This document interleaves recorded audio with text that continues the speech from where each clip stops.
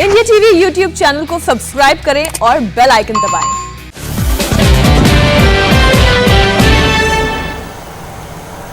शुक्रिया रजत जी। पाकिस्तान पिछले 10 दिन से एक के बाद एक मुश्किल का सामना कर रहा है। करीब हफ्ते भर से चल रहे मजहबी दंगे अभी रुके ही थे कि बलूचिस्तान की राजधानी क्वेटा में धमाका हो गया। कहा जा रहा है कि एक सुसाइड बॉम्बर ने चीन को मैसेज देने के लिए धमाका किया, क्योंकि उस समय चीन के राजदूत भी क्वेटा में ही थे। इस बीच पाकिस्तान के लोग अपने देश के प्रधानमंत्री इमरान खान के यू टर्न गिन रहे हैं, जिन्होंने एक उग्रवादी धार्मिक संगठन पर पाबंदी लगाने के बाद उसी के साथ समझौता कर लिया।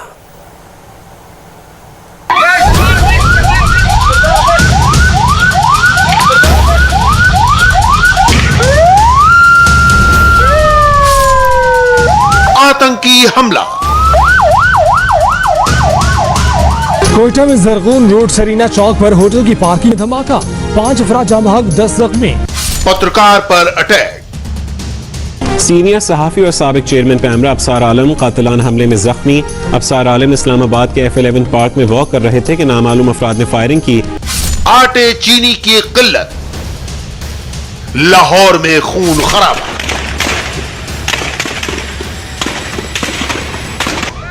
पाकिस्तान के इम्कान ठीक नहीं है। एक के बाद एक मुश्किलें कतार लगाकर अटैक कर रही हैं। सबसे ताजा मुसीबत आई है इलाके के हिसाब से पाकिस्तान के सबसे बड़े सूबे बलूचिस्तान में। यहां की राजधानी क्वेटा में एक बॉम्ब धमाका हुआ। यह बम ब्लास्ट एक 5 स्टार होटल में हुआ। खबर यह आई कि जिस वक्त यह आत्मघाती बम हमला हुआ उस वक्त क्वेटा के होटल में चीन के राजदूत मौजूद थे।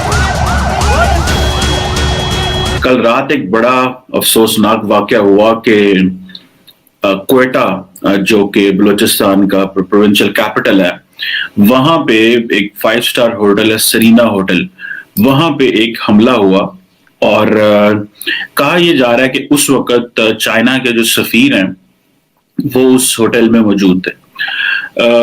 ये आई थिंक बात जो है वो शेख रशीद साहब जो कि इंटीरियर मिनिस्टर है उन्होंने की कि जी चाइनीज मिनिस्टर वहां पे, चाइनीज एम्बेसडर वहां पे मौजूद थे। और लेकिन बाद में जो बलूचिस्तान के होम मिनिस्टर है मीर जियाउल्ला लंगोव, उन्होंने ये कहा कि जो कि बड़ी इंपॉर्टेंट स्टेटमेंट है फॉर मी, उन्होंने कहा कि इसमें हमारे लोग इन्वॉल्व हैं और ये एक्ट ऑफ टेररिज्म है। जैसे ही चीन की बात आई, खुद पाकिस्तान के वजीर दाखिला यानी इंटीरियर मिनिस्टर पत्रकारों के सामने नमूदार हुए। इमरान खान के नाम पर एक चालीसा पढ़ा और बॉम्ब धमाके को मामूली कहकर चुटकियों में खत्म कर दिया। यानी मिनिस्टर शेख रशीद के लिए बलूचिस्तान में धमाका कोई ऐसी बात नहीं कि उसे बहुत तवज्जो दी जाए। पाकिस्तान को अंदर से डिस्टेबल करने की गैर मुल्की कोशिशें हैं और इन गैर मुल्की कोशिशों को पाकिस्तान फलता और फूलता दिखाई नहीं दे रहा। और गैर मुल्की जो मुल्क दुश्मन पाकिस्तान, सारे गैर मुल्कियों की बात नहीं करता, जो पाकिस्तान की तरक्की जिनको एक आंख नहीं भाती, जो इतने बड़े इकोनॉमिक डिफॉल्ट से भी निकला और बेहतरी की तरफ कदम बढ़ा रहा था, इस हमले की जितनी मजम्मत की जाए वो कम है। वैसे पाकिस्तान में शेख रशीद की हैसियत किसी मंत्री से ज्यादा एक मस्खरे की है। वो शीदा टल्ली के नाम से मशहूर है। इस वक्त हालत यह है कि शेख रशीद के घर के बाहर, उसकी हवेली के बाहर शीदा टल्ली हाय हाय के नारे लगे हैं। रेंजर्स को तलब कर लिया गया। अच्छा ठीक है, रेंजर्स को नहीं, तुम 111 ब्रिगेड को बुला लो। फिर क्या होगा? 111 ब्रिगेड कितनी फारिग है? 1 महीना, 1 साल, उसके बाद क्या होगा? आप सोचिए 1 साल के बाद आओगे जब हुकूमत नहीं रहेगी, जब तुम वजीर नहीं रहोगे, जब तुम बाहर निकलोगे और कोई अपनी चप्पल उतार करके किसी ने उछाल दी। यहां तो मुशर्रफ तक के साथ यह काम होते होते रह गया। शेख रशीद के बयान पाकिस्तान में ही नहीं इंडिया में भी बहुत शोहरत बटोरते हैं। पर इस वक्त जबकि मामला संगीन था, तब भी शेख रशीद ने क्वेटा में हुए सुसाइड बॉम्ब ब्लास्ट को पाकिस्तान की तरक्की से जलने वालों से जोड़ दिया।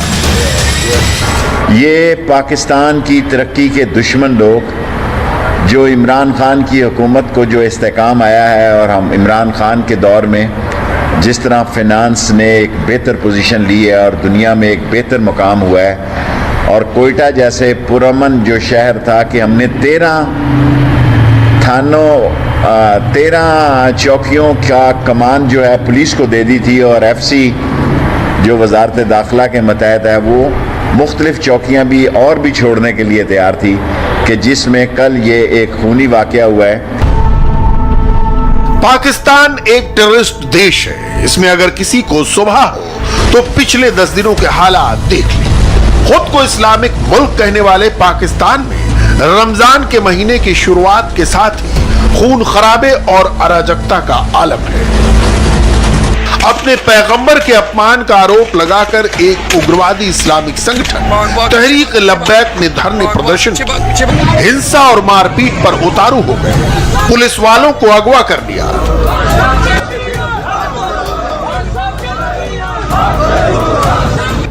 लेकिन इमरान खान की सरकार अब तक तय नहीं कर पाई कि आखिर तहरीक लब्बैक के साथ क्या सुलूक करना है। मीर साहब, ये कंफ्यूजन क्यों है? शेख रशीद साहब बता रहे हैं कि जी कानून के तहत वो 30 दिन के अंदर अपील कर सकते हैं, कानून कहता भी ये है। उन्होंने कलअदम का कहा था पहले, और कहा था डिसोल्यूशन के लिए भी मूव करेंगे, उसका पता नहीं क्या हुआ। अली मोहम्मद खान साहब इस उम्मीद का इजहार करते हैं कि जी पाबंदी खत्म हो जाएगी। शफकत महमूद साहब से जब आपने पूछा जो शेख रशीद साहब ने कहा है, तो उन्होंने कहा कि जी सुप्रीम कोर्ट जाना पड़ेगा। वजीर आजम भी कह रहे हैं कि हुकूमत ये पाबंदी नहीं हटाएगी, जैसा कि वजीर आजम को कोर्ट करते हुए रिपोर्ट हुआ है। ये हुकूमत कंफ्यूज्ड है या हुकूमत को पता नहीं है कि असल में करना क्या है, मामला क्या है, या फिर ये जानबूझकर हो रहा है? ये जो हुकूमत के मुख्तलिफ वजीरों के मौक़िफ़ में आपको तजाद नजर आ रहा है, इससे तो ये बात तो पता चल रही है ना कि इस पर इनकी आपस में कोई बहस नहीं हुई, कोई डिबेट नहीं हुई, एक दूसरे को एतमाद में नहीं लिया गया। लेकिन जितनी मेरी नाक़िस मालूमात है, ये एक लीगल इशू है, क्योंकि शेख रशीद साहब ने जो पाबंदी लगाई है तहरीक लब्बैक पर, वो लगाई है जो टेररिस्ट एक्ट है, एंटी टेररिस्ट एक्ट है जो 1997 का, उसके तहत पाबंदी लगाई है। तो उसके तहत उनको 30 दिन में अपील करने का हक है। पिछले कई दिनों से पाकिस्तान के तमाम टीवी चैनलों पर यही बहस चल रही है कि आखिर इमरान सरकार तहरीक लब्बैक जैसे उग्रवादी संगठन के साथ क्या करना चाहती है। कभी तो इमरान खान के होम मिनिस्टर नेशनल टीवी पर आकर TLP पर पाबंदी का ऐलान करते हैं, और कभी वो ये कहते हैं कि TLP के साथ बातचीत चल पड़ी है। पाकिस्तान के तमाम कमेंट्रेटर हैरान हैं कि आखिर उनकी हुकूमत का इरादा क्या है। ये बताइए, ये जो मुख्तलिफ बयानात आ रहे हैं, आज वजीर दाखिला शेख रशीद साहब ने भी एक तरीका दिखाया, क्या ये फेस सेविंग है या हुकूमत ने जल्दी की कुछ पाबंदी लगाने में? मैडम शेख, अल्लाह आपका भला करे, यही सवाल कल वफाकी काबीना में 8 वजीरों ने अपनी काबीना और वजीर आजम से पूछा था कि हम कर क्या रहे हैं, हम करना क्या चाहते हैं। 8 वजीर, मैं नाम नहीं लेना चाहता क्योंकि ये मामला बड़ा सेंसिटिव है, कहीं वो फिर वो उनके नाम पे ना आ जाए कि फलां ने ये कहा, फलां ने ये कहा। तो उन 8 वजीरों ने कहा कि हम घर लेटे हुए थे, हम घर बैठे हुए थे, हम घर अपने घरों में थे कि एक समरी आई और आपने फौरन वो हमसे घरों में बाई सर्कुलेशन मंजूर करवाई और वो बैन किया और 4th शेड्यूल में डाला और पाबंदियां लगाई और गिरफ्तारियां की और एक डिसीजन लिया, और जिस पर हमें इनसाइड हमारी बड़ी मौक़िफ़ की पजीराई हुई, बाहर की दुनिया से हमारा बड़ा मौक़िफ़ की पजीराई हुई। लेकिन अभी इस फैसले की स्याही भी खुश्क नहीं हुई थी कि आपने ये रिवर्स मार लिया है। इमरान खान यूं तो अपनी ही बातों से मुकर जाने, कहे हुए को उल्टा करने और फैसलों को पलट देने के उस्ताद माने जाते हैं। बाज मौकों पर पाकिस्तान के लोग अपने कप्तान को यू टर्न खान का खिताब भी अता करते हैं। अब यही देखिए कि उन्होंने तहरीक लब्बैक की दहशतगर्दी को लेकर मुल्क से खिताब किया, राष्ट्र के नाम सीधे संदेश दिया, उसमें ही पाकिस्तान के मीडिया ने सैकड़ों नुक्स निकाल डाले, उन्हें नंबर 1 का झूठा करार दे दिया। आपने फरमाया कि अल्लाह आपको नेकी दे कि मैंने इसको खत लिखा, मैंने उसको मिस कॉल दी, मैंने उससे ये कहा, मैंने उससे ये कहा, फिर आपने मुल्क को होने वाले नुकसान के बारे में बात की। 40 पुलिस की गाड़ियों को जला दिया गया, लोगों की हमला का नुकसान हुआ, 4 पुलिस एहलकार शहीद हुए, 800 से ज्यादा जख्मी हुए, 100 सड़कें ब्लॉक कर दी। अच्छा, वो जिसमें इमरान खान कह रहा था कंटेनर पे चौक करके कि पूरा मुल्क बंद कर देंगे, कल कराची बंद करेंगे, परसों लाहौर बंद करेंगे, वो तुम इमाम काबा की हुर्मत के लिए, दीन के लिए, अल्लाह और उसके रसूल के लिए बंद करते फिर रहे थे। दरोगोई का वर्ल्ड कप जीत लेने वाले मेरे वजीर आजम, झूठों का अगर इलेक्शन हो तो तुम नंबर 1 पे जीतोगे, इसमें कोई दो राय नहीं है। नवाज शरीफ तुम्हारे आगे पानी भरता है, आसिफ अली जरदारी तुम्हें जूते पहनाएगा, तुम इतने बड़े पाए के दरोगो। इमरान की ऐसी इमेज की वजह बिल्कुल साफ है। मुल्क की बेहतरी का मसला हो, महंगाई हो, बेरोजगारी हो, आतंकवाद हो, धार्मिक संगठनों पर लगाम कसना हो, पाकिस्तान का सियासी कप्तान कभी भी पिच पर टिक कर नहीं खेल सका। 10 दिनों में दहशतगर्द संगठन तहरीक लब्बैक को लेकर इतने ट्विस्ट एंड टर्न इमरान सरकार ने लिए हैं कि गिनना मुश्किल हो गया है। लोग समझ नहीं पा रहे कि नियाजी हुकूमत के किस फैसले पर ताली पीटें, किस पर दादें और किस कदम या यू टर्न की आलोचना करें। जिसे कहते हैं ना शदीद कंफ्यूजन। शेख रशीद अहमद वजीर दाखिला नींद भरी आवाज में ऐलान करते हैं कि आज हुकूमत पाकिस्तान की तरफ से करारदाद पेश की जाएगी, जो आप लोगों ने अभी सुनवाया जी। अच्छा, जब ये करारदाद पेश की गई तो हुकूमत पाकिस्तान की तरफ से पेश नहीं की गई, करेक्ट, प्राइवेट मेंबर की तरफ, प्राइवेट मेंबर रेजोल्यूशन के तौर पे पेश की गई। अमजद अली खान थे तो वे पीटीआई के, लेकिन ये है कि उन्होंने कहा कि प्राइवेट मेंबर का है। बिल्कुल, कोई वजीर जो हुकूमती कारिंदा है वो उसने सेकंड भी नहीं किया उस करारदाद को, बल्कि अली मोहम्मद खान जो वजीर हैं उन्होंने एक पॉइंट पे ये वजाहत की कि हमारा इस करारदाद से लेना देना नहीं, क्योंकि ये प्राइवेट मेंबर ने पेश की है।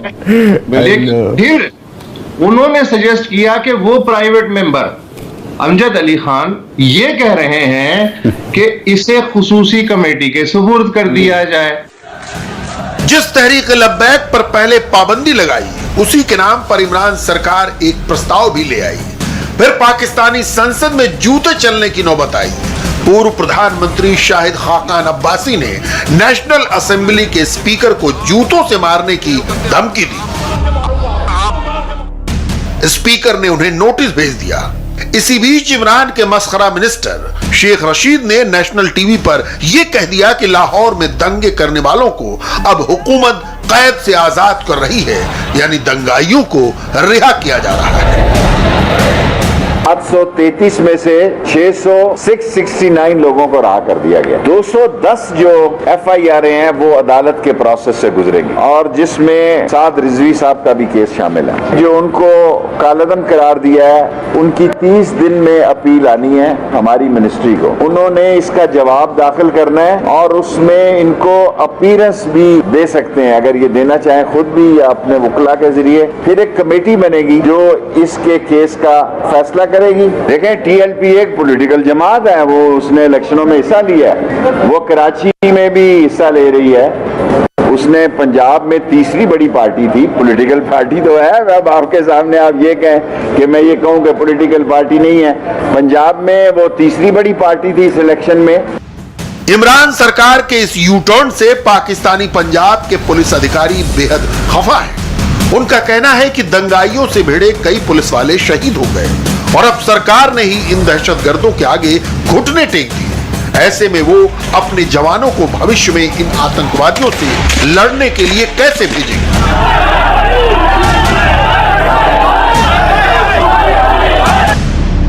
चौतरफा प्रेशर में घिरी इमरान सरकार को अब यही पता नहीं कि वो करे तो क्या करे।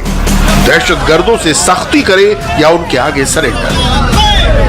मेरा ख्याल है पहले स्टेज पे तो ये फैसला किया गया कि भाई हमने इनके आगे नहीं झुकना और हमने ये पाबंदी लगानी है, और ये आखिरी एक्ट होता है किसी को कालअदम करार देना। मेरा ख्याल है किसी को बैन करना ये आखिरी स्टेप हो सकता है किसी जमात के खिलाफ, वो लिया गया। लेकिन मेरा ख्याल है कि बाद में जब ये देखा गया कि रेजिस्टेंस बहुत ज़्यादा है तो वो डिसीजन जो था उससे थोड़ा सा ये नीचे आ गए और इन्होंने कॉम्प्रोमाइज़ किया और कॉम्प्रोमाइज़ करके दरमियानी रास्ता निकाला। अगरचे अभी तक कालअदम करार देने का फैसला तो बरकरार है, लेकिन कालअदम करार देने के बावजूद उस जमात के साथ मुज़ाकरात, उसके साथ मुआहदा, फिर उस मुआहदे के नतीजे में पार्लियामेंट के अंदर करारदाद और फिर उसके नतीजे में रिहाई, ये सारा कुछ तो कोई और कहानी बताता है। जाहिर है इमरान हुकूमत त्रिशंकु की तरह लटक गई है, जमीन और आसमान के बीच अटकी हुई है। पीछे हुकूमत की ताकत की दुहाई है, आगे दहशतगर्दी की खाई है। नमस्ते, मैं हूं मीनाक्षी जोशी।